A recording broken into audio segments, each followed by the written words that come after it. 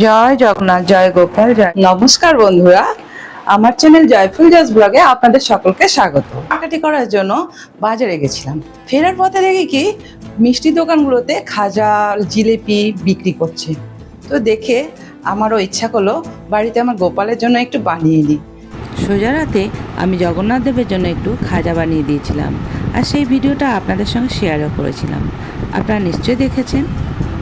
তাই উল্টো রাতে আমি জগন্নাথ দেবকে একটু জিলাপি বানিয়ে দিলাম। তাই আপনাদেরকে আজকে আমি এই জিলাপির ভিডিওটাই শেয়ার করে দিলাম। জিলাপিগুলো এখন কিভাবে বানাচ্ছি সেটাই দেখতে থাকুন।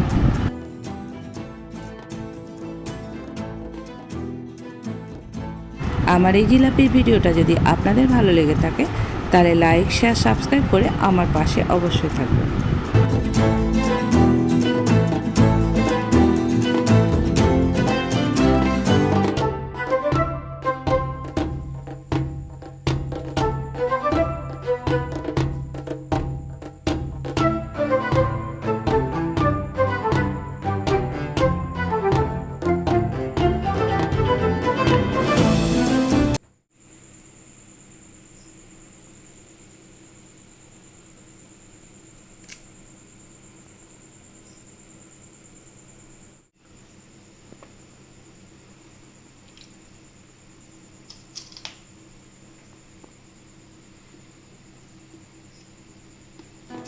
প্রথমেই আমি জিলাপির রস বানানোর জন্য গ্যাস জ্বালিয়ে একটা বাটি বসিয়ে দিলাম। হাফ লিটার জল দিয়ে দিলাম। জিলাপির চিনির শিরা যেহেতু একটু কড়া পাকেরই হয়, তাই এখানে আমি 2 কাপ মানে 400 গ্রাম চিনি অ্যাড করে দিলাম জলের মধ্যে। একটা হাতা দিয়ে খুব ভালো করে নেড়ে চেড়ে দিলাম।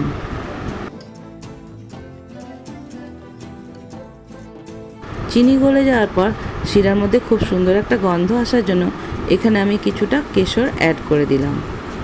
চামচ দিয়ে ভালো করে নাড়াচাড়া করে কেশরগুলোকে জলের সঙ্গে মিশিয়ে দিলাম। কেশরগুলো চিনির শিরায় ফুটে যাওয়ার পর খুব সুন্দর একটা কালার এবং গন্ধও চলে আসে। আপনারা চাইলে এখানে আলাদা কোনো ফুড কালার না ইউজ করতেও পারেন, কিন্তু আমি এখানে জিলাপিগুলোর মধ্যে আরও বেশি সুন্দর কালার আনার জন্য হাফ টিস্পুন ফুড কালার দিয়ে দিলাম। চামচ দিয়ে নেড়েচেড়ে খুব ভালো করে মিশিয়ে নিলাম। জিলাপিগুলোর মধ্যে খুব সুন্দর ঘিয়ের গন্ধ আসার জন্য 1 চামচ দেশি ঘি এই চিনির শিরার মধ্যে অ্যাড করে দিলাম। এই চিনির শিরাটা যাতে জমাট বেঁধে না যায় তাই একটা লেবুর রস এর মধ্যেই চিপে দিলাম। এই লেবু দেওয়ার কারণে জিলাপিগুলো যখন এই রসে চুবাবো তখন জিলাপির গায়ে খুব সুন্দর একটা চকচকে ভাব আসবে।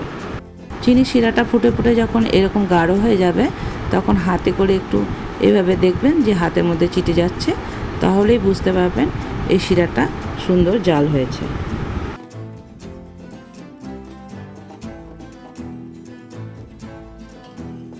শিরাটা নামিয়ে নিয়ে একটু ঠান্ডা করে নিলাম। এখন জিলাপি বানানোর জন্য একটা পাত্রের মধ্যে 1 কাপ ময়দা মানে 200 গ্রাম ময়দা নিয়ে নিলাম। 1 চা চামচ বেকিং পাউডার দিয়ে দিলাম। 2 চামচ ঘি দিয়ে দিলাম। 1 টেবিল স্পুন আমুলের দই দিয়ে দিলাম। সবকটি উপাদানকে খুব ভালো করে হাতে করে মেখে নিলাম।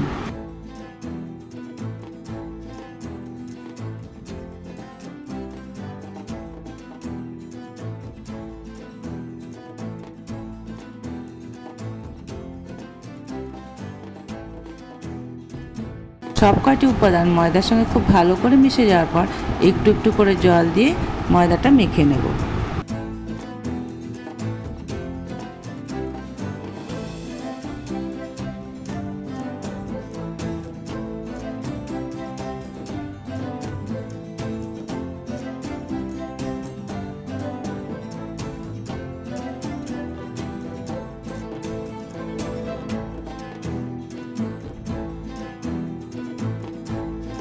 এভাবে জল বারবার করে দিয়ে মাখতে মাখতে যখন একটা নরম জিলাপির ব্যাটার তৈরি হয়ে যাবে তখন আমি ওই ব্যাটারটাকে অন্য একটা বাটির মধ্যে ট্রান্সফার করে নিলাম। ব্যাটারের গাঢ়ত্ব যখন এরকম হয়ে যাবে তখন আমি এই ব্যাটারটা একটা পাইপিং ব্যাগের মধ্যে ভরে নিচ্ছি। ওদিকে একটা কড়াইতে সাদা তেল গরম করে নিচ্ছি, 1 চামচ ঘি মিশিয়ে দিলাম যাতে জিলাপির মধ্যে ঘিয়ের গন্ধ আছে। আমার কাছে যেহেতু টমেটো কেচাপের বোতল ছিল না তাই আমি পাইপিং ব্যাগেই এইভাবে জিলাপিগুলো ভেজে নিলাম। জিলাপিগুলোকে আমি একটু আমৃতি শেপ দেওয়ার চেষ্টা করলাম।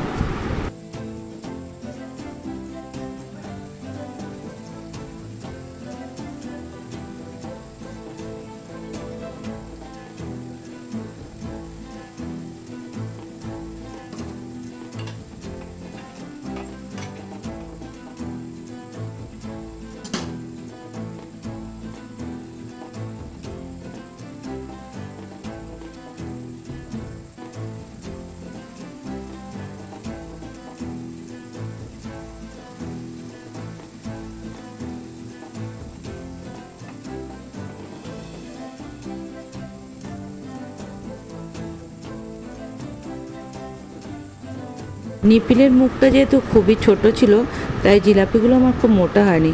তাই মিনিট 5 লো ফ্লেমে রাখার পরেই আমি এগুলো উল্টিয়ে দিচ্ছি। এখন জিলাপিগুলো দেখে নিশ্চয়ই বুঝতে পারছেন যে এগুলো কতটা মুচমুচে হয়েছে।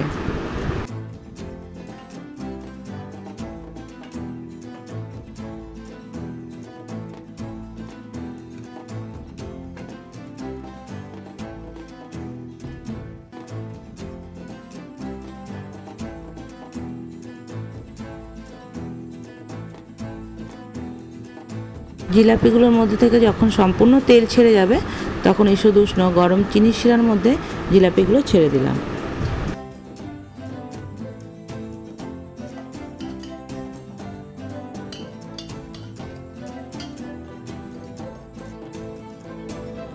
একই রকমভাবে বাকি জিলাপিগুলো আমি ভেজে চিনির শিরার মধ্যে ফেলে রেডি করে নিলাম।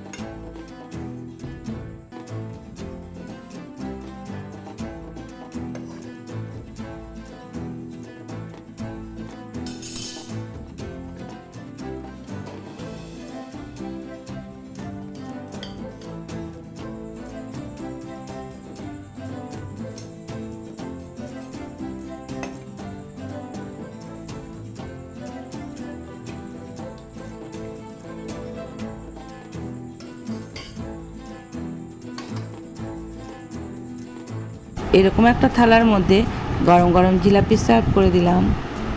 আমার এই জিলাপিগুলো আপনাদের কাছে কেমন লাগলো সেটা কমেন্ট করে অবশ্যই জানাবেন। আপনাদের সঙ্গে দেখা হচ্ছে আবার পরবর্তী ভিডিওতে। জয় জগন্নাথ।